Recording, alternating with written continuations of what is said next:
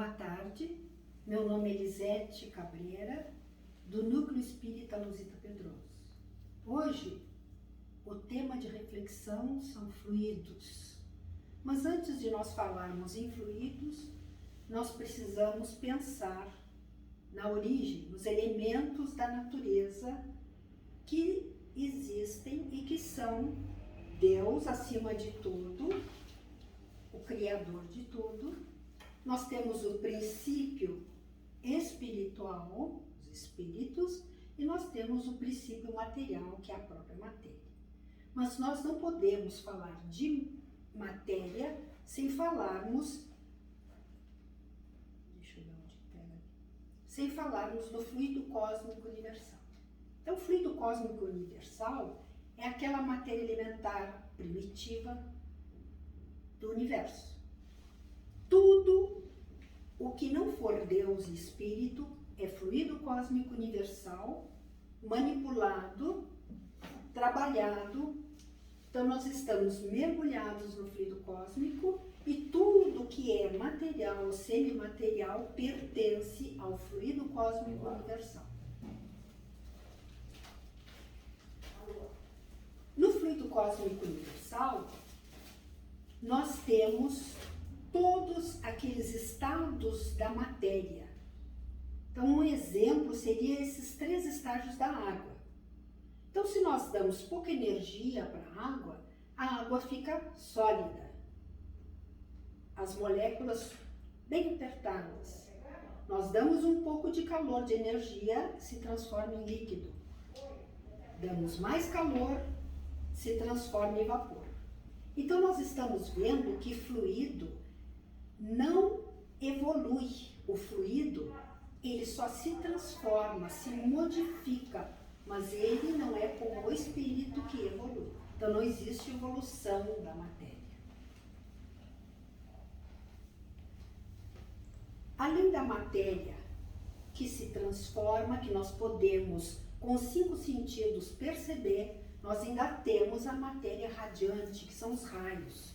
Aqueles raios que nós conhecemos, raio gama, raio X, raio laser, só que nós não vemos, nós não percebemos pelos nossos 5 sentidos. Portanto, o fluido cósmico universal, ele assume 2 estados, que eu já falei, mas vou repetir. O estado de materialização ou ponderabilidade, que nós sentimos com os nossos sentidos e que pertence ao mundo visível e dá lugar aos fenômenos materiais. Nós temos a eterização ou imponderabilidade, que então pertence ao mundo invisível. São toda aquela matéria que nós não temos nenhum tipo de percepção pelos nossos 5 sentidos. Ele dá lugar aos fenômenos espirituais ou psíquicos. Por que Allan Kardec utilizou o termo éter? Vocês têm ideia? Eterização vem do éter. Éter, naquela época, significava tudo que é abstrato, tudo que não é natural, tudo que não é, que é fenômeno, um fenômeno extranatural, que não se conhece. Então, ele usou esse termo. Provavelmente, atualmente, ele usaria energia, até para mencionar os fluidos. Ele diria energia. Os seres espirituais, então, eles vivem nesta atmosfera fluídica, né? Todos nós, mas eles mais ainda, porque é a atmosfera deles. E extraem desses fluidos tudo o que lhes é necessário. Eles agem criando formas, criando cores, mudando as coisas, mudando as propriedades. Né? E eles podem agir sobre eles mesmos, sobre os outros, sobre a matéria, sobre o fluido. É muito amplo esse aspecto. Então, eu falei de fluidos espirituais. Os fluidos perispirituais são aqueles em que o espírito vai criar uma atmosfera específica para si mesmo, que é o perispírito. Eles constroem o perispírito, eles constroem as suas casas, eles constroem seus instrumentos. Claro que o espírito precisa ter conhecimento. Ele precisa, não é um espírito que acabou de desencarnar e que não sabe como trabalhar os espíritos, os fluidos. Porque eles podem trabalhar consciente ou inconscientemente. Então, logo no início do desencarne, os que não têm conhecimento, eles trabalham os fluidos de uma maneira inconsciente. Depois que eles adquirem conhecimento, eles são capazes de manipular e de transformar as coisas. Então, eles constroem as cidades espirituais, que a gente conhece, né? Eles constroem instrumentos. Por exemplo, um músico, ele vai construir os seus instrumentos musicais. O agricultor, ele vai criar suas ferramentas, suas máquinas, e assim por diante. Então, eles conseguem manipular este fluido cósmico universal, construindo coisas que podem ser permanentes ou não. Ele constrói a casa. Eu gosto muito da minha casa, eu chego no mundo espiritual, eu construo a minha casa igual, e ela vai ser permanente, vai ficar ali. Eu venho, eu moro ali, eu saio dali. Agora, existem coisas que são passageiras também, né? E da mesma maneira, esses espíritos conseguem modificar a sua aparência. Então, quando a gente vê um espírito e ele quer ser reconhecido, ele pode vir com a aparência que nós conhecemos. Se ele vier com uma outra aparência de outra encarnação, nós não vamos reconhecê-lo. Então, ele aparece, ele manipula os fluidos para vir do jeito que ele quiser. Ele também pode se transformar num animal, num diabo, uma cobra, uma coisa que dê medo. Depende do que ele quer passar como imagem. Cada espírito encarnado, ele está constantemente envolvido pelos seus próprios fluidos perispirituais, formando só no encarnado. Ele forma uma atmosfera individual que a gente chama aura. Então, é o que nós emitimos. Então, a aura do encarnado é o resultado da difusão dos campos energéticos que partem do seu perispírito, envolvendo-se com o manancial de irrigação das células físicas.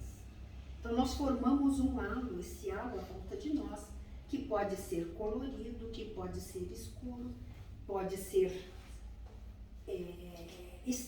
ficar muito próximo ao corpo. Quando nós não estamos bem, essa aura diminui. Quando nós estamos bem, ela se expande, ela irradia para todos os lados a sua energia. E nós podemos nos encontrar, as nossas auras passam uma pelas outras, podendo ser uma coisa agradável ou não. Então, se nós encontramos uma pessoa que nos é agradável, as nossas auras vão se encontrar, não vai dar nenhum tipo de efeito desagradável. Ao passo que, se é uma pessoa que nós não estamos na mesma vibração, vai repelir. Então, às vezes a gente conhece alguém e aquela pessoa, a gente tem vontade de sair de perto, não é? E tem outras pessoas que a gente quer chegar perto. Mas cada um tem o seu perispírito, que é produzido, então, por fluidos e originado do fluido cósmico universal. Nenhum perispírito é igual ao outro. Nunca eles se confundem. A nossa individualidade é sempre preservada. André Luiz diz que a túnica espiritual é eletromagnética. Será que esses espíritos conseguem, como será que eles conseguem agir sobre os fluidos. Como eles conseguem, né? Encarnado ou não, o espírito em geral, eles agem através do pensamento e da vontade. Aquilo que a gente estava falando, do pensamento e da vontade. A gente sabe que o André Luiz nos disse que pensamento é energia plasmada. Ela não tem barreiras, ela vai. E todo aquele que criou é responsável pela sua criação, não é? Então, pode ser consciente ou inconscientemente, mas criou o pensamento está aí, irradiando. Basta o espírito pensar em alguma coisa para que ela se produza. Então isso é muito importante. O ser espiritual, o espírito desencarnado, ele só precisa pensar no que ele quer. Ele pensa com vontade, a coisa acontece. Então, se um espírito quiser nos assustar, ele se transforma em monstro aqui com a vontade dele e entra por aqui para nos assustar. Claro, desde que tenha um médium de efeitos físicos. Tem isso também, né? Querem comentar alguma coisa até aqui? Kardec diz que na grande oficina, ou laboratório da vida espiritual, os espíritos imprimem direção aos fluidos. Então aglomeram, combinam, dispersam, formam conjuntos com determinada aparência, forma, cor, odor. Tudo eles são capazes de fazer. Mudam até as propriedades, como os químicos fazem com os gases. Eles vão mudando.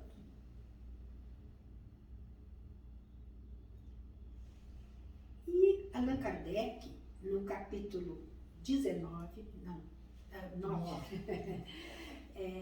que ele fala sobre a influência oculta dos espíritos sobre os nossos pensamentos e nossas ações.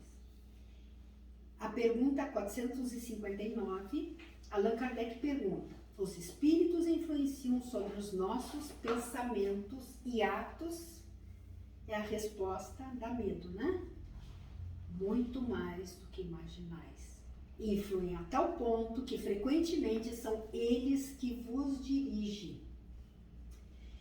Então, quando a pessoa não está consciente do que é, não tem o autoconhecimento, ele fica à deriva da influência dos espíritos, porque eles estão sempre presentes em qualquer lugar. Nós temos mundos paralelos que estão sempre influenciando uns aos outros.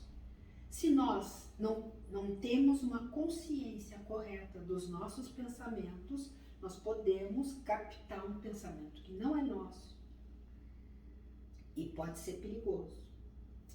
Características dos fluidos. Os fluidos se impregnam das qualidades, boas ou más, dos pensamentos, né, que os fazem vibrar e se modificam pela pureza ou impureza do sentimento, porque os fluidos eles são neutros, eles não têm uma propriedade, eles não são, eles são neutros, eu já disse neutros, né? A palavra está certa. Em consequência da impregnação que sofrem, eles apresentam as características como odor, consistência, cor, vapor mais ou menos luminoso, colorido, com cheiro, propriedades especiais, excitantes, calmantes, etc.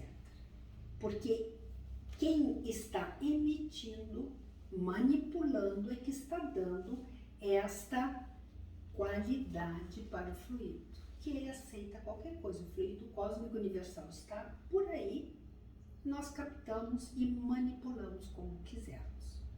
A mesmo os encarnados. E essa assimilação, será que existe? Então eles agem sobre estes fluidos. Será que nós assimilamos? Fluido semelhante se combina e se une em novas propriedades. Os diferentes poderão se combinar ou não, dependendo de suas características, se são semelhantes ou não. Como o perispírito também é de natureza fluídica, semimaterial, ele pode, por sua expansão e irradiação, que todos nós irradiamos, assimilar fluidos tão facilmente como aquela esponja que se embebe do líquido, desde que haja entre eles possibilidade de combinação ou dependência. Então, olha como é fácil a gente assimilar e se impregnar de uma ideia que pode não ser a nossa, um pensamento que pode não ser o nosso. O que nos classifica e nos caracteriza é a nossa radiação espiritual, proporcional ao nosso nível de evolução. Então, quanto mais amamos, quanto mais perdoamos, quanto mais tivermos simplicidade, respeito, benevolência, né, mais luz nós irradiamos. Quando mais tivermos na vida perturbações ligadas principalmente à matéria, pensamentos e ações tóxicas, crimes, isso tudo vai ficar fotografado, impregnado na nossa identidade espiritual. Então nós somos um livro aberto para os espíritos, porque nós irradiamos os mais profundos pensamentos, como fotografias. Por isso que Allan Kardec fala em fotografia, né? Porque fica impregnado. Eles nos olham e sabem quem nós somos, o que nós pensamos. Nós não percebemos quando encarnados, mas eles percebem tudo. E é tão interessante porque depende do mundo em que a gente vive. No nosso mundo aqui na Terra, nós estamos mais perto da materialização. Então os fluidos são mais pesados. Já mundos mais evoluídos é menos denso, porque a materialização é menor, então eles são mais sutis.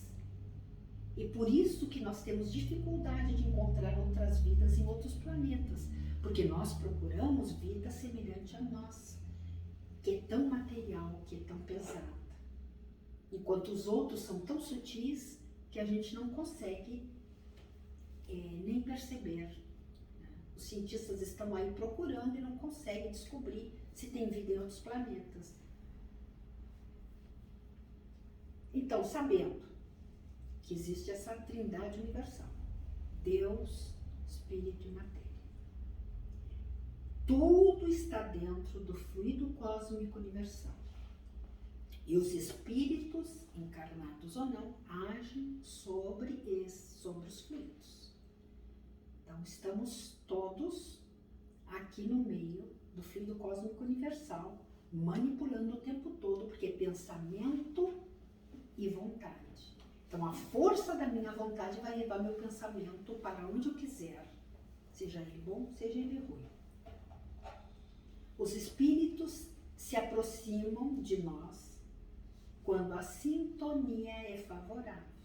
É a mesma coisa das ondas do rádio, as ondas eletromagnéticas do rádio. As ondas mentais também são eletromagnéticas. Para que a gente escute tal emissora, nós temos que sintonizar naquela frequência. É a mesma coisa que acontece conosco. Se nós estamos na mesma frequência daquela vibração daqueles espíritos, nós vamos acioná-los, tá? Estabelecendo aquela relação mental.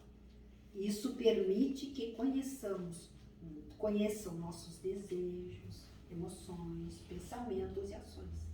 E assim, eles vão influenciando.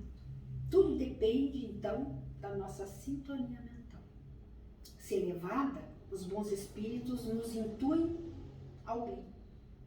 Se inferior, nos sujeitamos a processos obsessivos. De posse dessas informações valiosas é que os espíritos podem nos influenciar, pro bem ou pro mal. A gente escolhe. Então, uma frase que me deixou pensando, sinceramente, eu não sei de quem foi, se foi do André Luiz, do Leon Denis, do Kardec, não sei. Mas eu li em alguma parte, quem controla seus pensamentos controla a sua vida.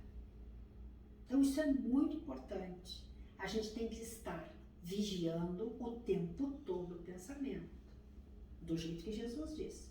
Vigiai e orai, vigiai e orai. Primeiro vigiai, para que a gente não se contamine com esses fluidos, que são pensamentos.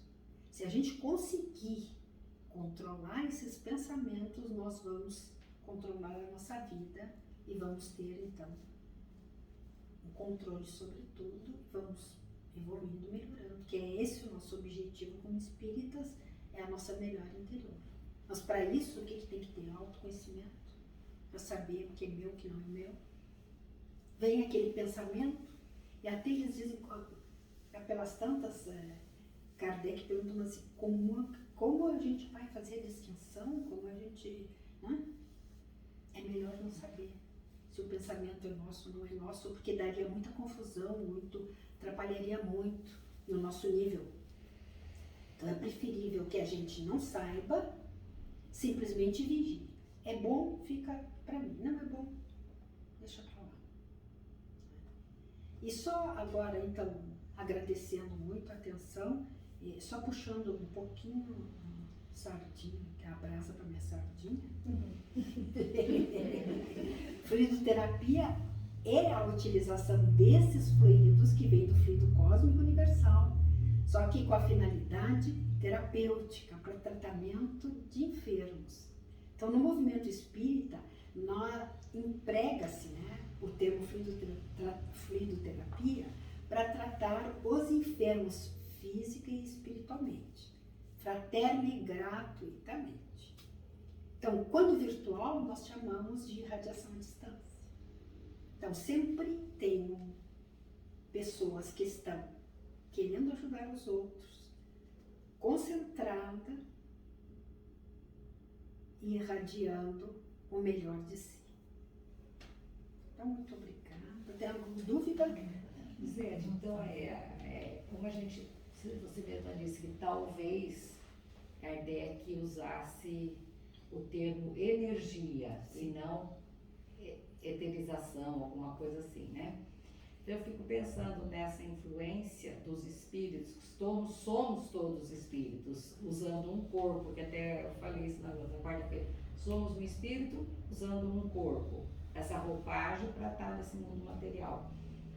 Então essa influência, ela se dá não só no mundo espiritual para cá, como ela se dá no mundo material, como no mundo material também, e daqui para cima. Sim, para com todos os pontos. Então é por isso que tem um pensamento, né, que fala assim, diz-me o que pensas e te direi quem és, né? Porque aí você vai estar sob influência também, né? Com certeza. Por que tem gente que é super influenciado pelo outro? Né? Porque ele se deixou levar por aquilo, né? As energias estão batendo, é isso? É isso, porque a pessoa não se conhece, a pessoa acredita porque ela é influenciável, ela deixa que outras, pode ver que inclusive a mídia influencia as pessoas, a moda, nós temos a ditadura da moda, a ditadura da beleza, a ditadura da juventude. Na nossa sociedade é um pecado envelhecer, é um pecado ser feio, é um pecado estar mal arrumado. Tudo isso influencia as pessoas que se deixam levar pelas influências, porque elas não têm essa consciência, esse conhecimento do fluido cósmico universal. Elas acham que aquilo lá, se está na moda, eu tenho que usar de qualquer jeito, não é? Nós já não nos deixamos influenciar tanto porque a gente já tem um conhecimento. Não é? Mais alguém gostaria de... Posso fazer uma pergunta bem ignorante? Claro! Nada ignorante. Tem hora que a gente não dá pra... eu mesma... nós somos espírito, perispírito e corpo. Nessa encarnação. Sim. Numa outra encarnação, o perispírito é o mesmo ou ou a gente adquire outro perispírito? Adquire outro perispírito. Essa foi sempre a minha dúvida. Porque o perispírito, como ele é semimaterial, Aham. ele pode ser moldado do jeito que nós quisermos. Então eu posso conservar o perispírito dessa encarnação se eu quiser. Mas se eu quiser, eu modifico o perispírito e quando ocorre fecundação no ovo, eu me ligo por um cordão fluídico e moldo todo aquele corpo, né? Semelhante àquele perispírito que eu escolhi naquele momento. Mas ele vai trazendo as características de outras encarnações. Se ele quiser. Se ele quiser. Se ele quiser, se for melhor, se os mentores concordarem com ele. É tudo uma combinação. Não, porque a gente vê muita história de suicidas, né? Que vem com marcas do suicídio. Mas isso pode ficar no perispírito cicatrizes, que eles apresentam quando querem. Por exemplo, uma pessoa que perdeu uma perna, ela pode aparecer mutilada. Não quer dizer que depois ela não reconstitua o seu perispírito depois que ela se mostrou. Ela não vai ficar sempre sem perna. Eu não falo só de se mostrar, não. Sim, eu falo sei. De encarnar mesmo. Mas aí já entramos numa outra coisa, né? Já não é mais uma questão fluídica, é uma questão de memória anterior, que o espírito fica, quando ele entra em alguns problemas, embates, semelhante ao que ele viveu em uma outra vida, ele não aguenta e se suicida. Mas aí não tem nada a ver com o fluido. Aí já é um outro capítulo. Lisete, não sei se a pergunta é pertinente, mas vamos lá. Se um espírito, como você disse, ele não tem autoconhecimento, ele não vigia e não ora, então ele vai ter a influência de outros espíritos com ele. Ele vai desencarnar e essa influência vai continuar sempre. Em que fase ele vai conseguir clarear a mente dele, se autoconhecer e falar, não, daqui pra frente eu tenho que pensar? Depois que ele evoluir. Só quando ele evoluir. Senão ele vai continuar sendo subjugado por essas influências. Quer dizer, tem que dar o time dele, Tem que numa dar. hora tem que dar, Uma para hora ele tem que poder dar. começar. Claro que existe, todos os mentores vão ajudá-lo, vão proporcionar situações que ele possa acordar. Quanto mais a gente vai envelhecendo, mais experiência, mais conhecimento de vida, não estou nem falando de espírito ou não, vai amadurecendo, vai melhorando. Mas mesmo assim, nós temos a misericórdia divina, né? Que nos ajuda. Mas aquele espírito muito infantil, muito fútil, ele vai continuar, ele desencarna, ele vai continuar sendo escravo. É até escravo dos outros.